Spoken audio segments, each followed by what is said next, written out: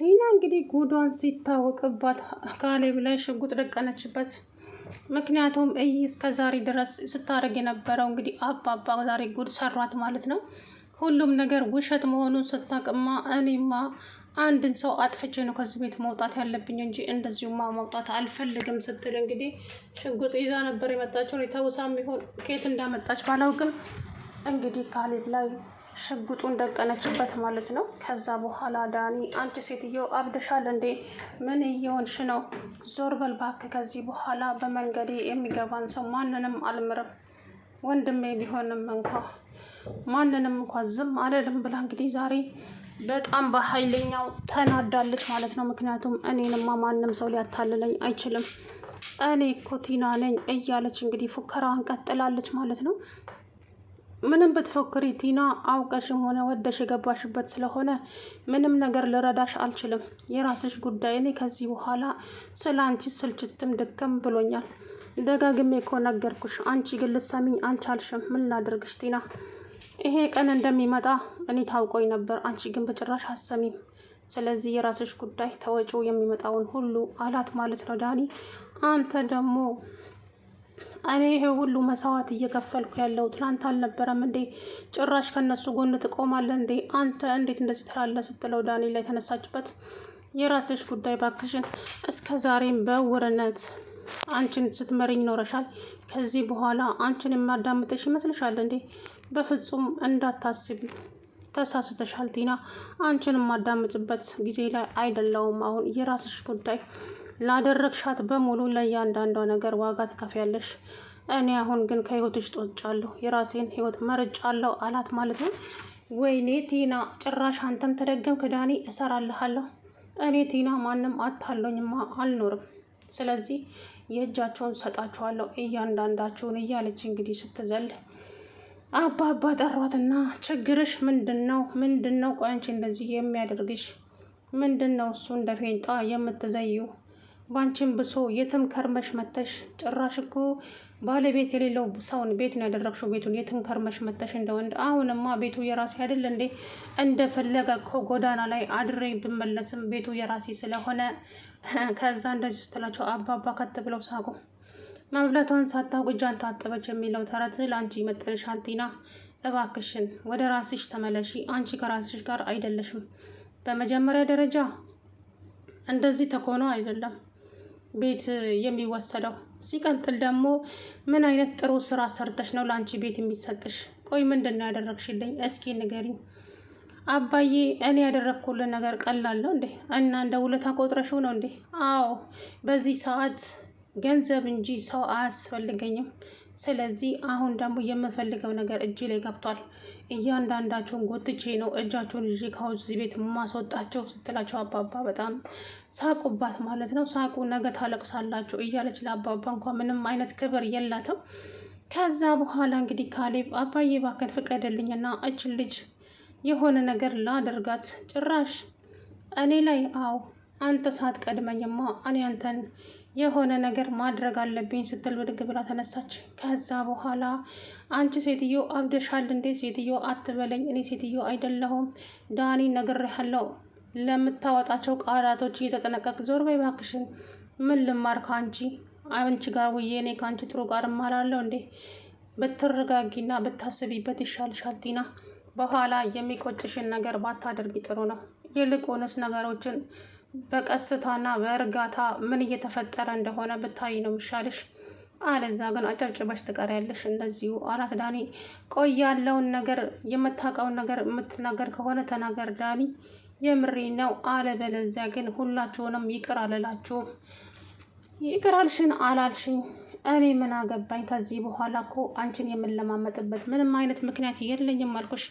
ግዴታ ነገሮችን መደጋገም አለብኝ እንዴ? ደክሞኛል፣ ስልችት ብሎኛል። በቃ ስለ አንቺ ከዚህ በኋላ የኔና አንቺ ነገር እዚህ ጋር ያበቃል። የራስሽ ጉዳይ፣ የፈለግሽውን ነገር ማድረግ ትችያለሽ አላት ዳኒ። እንዴት እንደዚህ እኔን ትናገረኛለህ? እኔ እኮ ቲና ነኝ። እኔ እኮ ለአንተ ብዙ መስዋዕት ከፍያለሁ። እኔና አንተ በፍቅር እንድንኖር ብዬ አይደል እንዴ ይሄ ሁሉ መስዋዕት የከፈልኩትኝ? እያለች እንግዲህ እሷ ጉዷን አላወቀች ዳኒ ፍቅረኛ እንዳለው። ከዛ በኋላ እንግዲህ የራስሽ ጉዳይ፣ ምንም ላዳምጥሽ እንኳን ጊዜ ያልሰጥሽም አላት ዳኒ። እንዴት? ቆይ እንዴት? ለእኔ ይሄ ይገባኛል እንዴ? ለእኔ ይሄ ይገባኛል ዳኒ? እንዴት እንደዚህ ታደርገኛለህ? ስትል እንግዲህ በጣም ስሜታዊ ሆና ተናገረች ማለት ነው። ሰላም ውድና የተከበራችሁ የቻናሌ ቤተሰቦች እንዴት ናችሁ? ደህና ናችሁ ወይ? አለሁ ደህና ነኝ። እንግዲህ ቲና ጨርቋን ጥላ ማብል ብቻ ነው የቀራት። ምክንያቱም እየሆነ ያለው ነገር እሷማ ቤቱን አባዬ ፈርሞ ሰጥቶኛል። ከዚህ በኋላ ቤቱ የራሴ ነው፣ ማንም አይነካብኝም። የቤቱ አዛዥ እኔ ነኝ፣ የቤቱ ባለቤት እኔ ነኝ። የሚቀመጠውን አስቀምጬ የሚወጣውን አስወጣለሁ እያለች እየዛተች እንግዲህ እባክሽ ተረጋጊ፣ የሆነ ነገርማ ሆነሽ ነው የመጣሽው። ቆይ ምንድን ነው? የት ከርመሽ ነው የመጣሽው ለመሆኑ? አረ ተረጋጊ። ጭራሹን እኮ የሴት ልጅ ስነ ምግባር እንኳን የለሽም አላት ዳኒ። ጭራሽ ብው እንድትል አደረጋት። ወንድ ነሽ እያልሽ ነው? አትተናነሽም። ጸጉርሽ ብቻ ነው የእኛን የሚለየን እንጂ ከኛ የምትተናነሽው ነገር የለሽም አላት።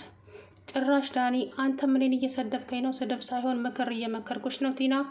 ከዛ በኋላ እንግዲህ አበደች። ሁላቸውም ፊታቸውን ሲያዞሩባት እኔማ ይሄ የሆነ ነገር እንዳለ ይሰማኛል። ስለዚህ እኔን አታሎ በሰላም መኖር የለም። እነኚህ ሰዎችማ ሳይቀድሙኝ መቅደም አለብኝ ብላ እንግዲህ ሽጉጧን ላጥ አድርጋ ካሌብ ላይ ግንባሩ ላይ ደቀነችበት። ከዛ በኋላ እሱም ምንም አልሞቀውምም አልበረደውምም። እስኪ የምታመጪውን አያለው ቲና። እንደው ያንቺ መዝለል ደግሞ እንደው ግራ አጋባኝ ጨርሶ። በተረጋጋሽ አይሻልሻል? በኋላ ግን የሚፈጠረው ነገር ከባድ ነው። የምሬን ነው ምልሽ አላት ማለት ነው። እሷም እንግዲህ መረጋጋት አልቻለችም። ከሟች ገዳይ ይቀድማል የሚባለው ነገር እኮ እውነት ነው። አንዳንድ ጊዜ ሟችማ ምኑን ያውቀዋል፣ ገዳይ ግን ይንቀለቀላል ማለት ነው። እና እሷም ደግሞ ተንቀልቅላለች በጣም ማለት ነው። ቲና ወደ ራሷ መመለስ አልቻለችም። ኤዱዬም ደግሞ በዳኒ ላይ ያላትን ተስፋ ሙሉ ለሙሉ ቆርጣለች። ካሁን በኋላ የኔና ያንተ ነገር እዚህ ጋር ያበቃል። የምሬን ነው ዳኒ፣ ደክሞኛል፣ ስልችት ብሎኛል። አንተ በምንም በማይሆን ተስፋ እየሰጠኸኝ ዛሬ አኑረኸኛል። ከዚህ በኋላ ግን ያንተን ዝባዝንኪ የምሰማበት ነገር የለኝም። እኔም የራሴን ህይወት እመራለሁ፣ አንተም የራስን ህይወት ያዝ። ከዚህ በኋላ የኔና ያንተ ግንኙነት እዚህ ጋር ያበቃል አለችው። እሷም እንግዲህ ወደ ካሌብ ልትሸበለል አቆብቆባ ተነስታለች ማለት ነው። አባባም ግዴታ ካሌብ እና ሄደን አንድ ላይ እንዲሆኑ ጥረት እያደረጉ ይገኛሉ። ዳኒ ደግሞ ይሄ አዝማሚያው ስላላማረኝ እንዴ አይኔ እያየ እኔ ቆሜ የሄድኩኝማ ሄደን የካሌብ አትሆንም፣ በጭራሽ አያደርገውም። አየህ ሰው እንደዚህ ነው። ጥሩ ነገር ብትሰራ ኖሮ ጥሩ ነገር ይገጥም ነበረ።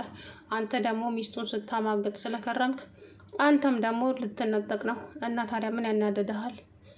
ጥሩ ነገር ብትሰራ ያው ጥሩ ነገር ይገጥም ነበር። አየህ ይሄ ነው በምድር ብዙ ነገር ታያለህ አለችው። ትሁት አንቺ ደግሞ አታናጂኝ በእናትሽ፣ ጭራሽ እያናደድሽኝ እኮ ነው። ማናደድ ሳይሆን እውነታውን ነው እየነገርኩ ያለሁት። እኔ እኮ አስቀድሜ ነግሬያችሁ ነበር። ተው አባባ ከነቃ ወይ ደግሞ አባዬ ቆሞ ከሄደ ወይ መናገር ከቻለ ነገር ሁሉ ያበቃላችኋል ብዬ ደጋግሜ ብነግራችሁም አንቺ አቃጣሪ፣ አንቺ ምን፣ አንቺ ገረድ እያላችሁ ስትሰድቡኝ ነበረ። አሁን ደግሞ እኔኑ ለማማከር ወደ እኔ ትመጣለህ። ምንም የማውቀው ጉዳይ የለም። በአቅም ደግሞ ምንም ነገር አልነግርህም ዳኒ አለችው። ከዛ በኋላ ዳኒ ትሁት አውቃለሁ ምክርሽ አንዳንዱም ይጠቅመኛል፣ አንዳንዱም የማይጠቅመኝ ይሆናል፣ ግን አመሰግናለሁ ለሁሉም ነገር አላት። ምንም አይደለም። አሁንም አስብበት ቲና እንኳን ለአንተ ለራሷ የማትሆን ሰው ነች። ስለዚህ በጊዜ የሚሆነውን ነገር አድርግ አለችው ትሁት። እሺ ትሁት አመሰግናለሁ፣ ግን አባዬ ብሩን የሚሰጠኝ ይመስልሻል እንዴ? እሱን አላውቅም። ያው ቃሉን የሚያጥፍ አይመስለኝም ከተናገረ። ስለዚህ ሁሉንም በተስፋ ጠብቅ። አንተ ብሩ እጅ ላይ የገባ የራስን ህይወት ትኖራለህ። እሷም ደግሞ ማረፊያዋን የሚያውቀው እንግዲህ ፈጣሪ ነው። በእሷ ቤት እኮ አሁን ቤት ሰጥቶኛል ብላ ነው እንደዚህ የምትሆነው። ጉዷን አላወቀች እያለች እንግዲህ ትሁት ሙድ እየያዘችባት ትገኛለች ማለት ነው። እቺ ግን ምንም ሊገባት የማይችል ሰው ናት ቲና። በፍጹም እኔ ነኝ አንበሳ፣ እኔ ነኝ ጀግና፣ ሁሉንም ነገር ማድረግ የምችለው እኔ ነኝ እያለች እንግዲህ አፈሳን እየበላይ ትገኛለች። ነገሮቹ እሷ እንዳሰበችው እየሆኑላት ግን አይደለም። እሷ የውሸት ፋይል እጇ ላይ እንዳለ በፍጹም አታውቅም ማለት ነው። አባባ ትክክለኛ ፋይል ላይ የፈረሙላት መስሏታል። እሳቸውም ደግሞ እኔ እኮ ሞኝ አይደለውም ወይም ጅል አይደለውም። ቆይ ምን ጥሩ ስራ ሰራችልኝ ብዬ ነው ቤትን ያክል ለሷ ፈርሜ የመሰጣት? ሞልቶ ቢትረፈረፈኝ እንኳን ለሷ አልሰጥም። ብዙ የተቸገሩ ሰዎች አሉ። መርዳት ካለብኝም እነሱን እረዳለሁ እንጂ እንደዚች አይነቷን ውርጋጥማ መቼም ልረዳ አልችልም አሉ አባባ። ከዛ በኋላ እንግዲህ ቲና እነኚህ ሰዎች ግን መጀመሪያ ላይ ዘለል ዘለል አለችና ሁላቸውን ፊታቸውን ሳይዞሩባት፣ ቆይ ትሁት ጋር ሄዳ በጸባይ መለማመጥ ጀመረች። ትሁት ቆይ እዚህ ቤት ምንድን ነው የተፈጠረው? የተፈጠረው ታያለሽ፣ እንደ ችግር የፈጠርሽው እኮ አንቺ ነሽ። አንቺ ከዚህ ቤት ከወጣች ጀምሮ ቤቱ ሰላም ነበረ። ይኸው መጥተሽ በአንድ እግሩ አቆምሽው። ቆይ ምንድን ነው የነካሽ ቲና? ለምን አትረጋጊም? ተረጋግተሽ እኮ እየሆነ ያለውን ነገር ብታይ አይሻልም እንዴ? ቆይ ለምን እንደዚህ ትሆኛለሽ? አላቅም፣ በቃ ሳያቸው ያናድዱኛል። ከተናደድሽ አንቺው ነሽ ገደል የምትገቢው። ስለዚህ ቆም ብለሽ ብታስቢበት ነው የሚሻለሽ ቲና። እኔ ግን የምችለውን እየመከርኩሽ ነው። ከዚህ ውጭ የማውቀው ነገር የለም። አትምጪብኝም፣ አልመጣብሽም አለቻት ትሁቴ ማለት ነው እንግዲህ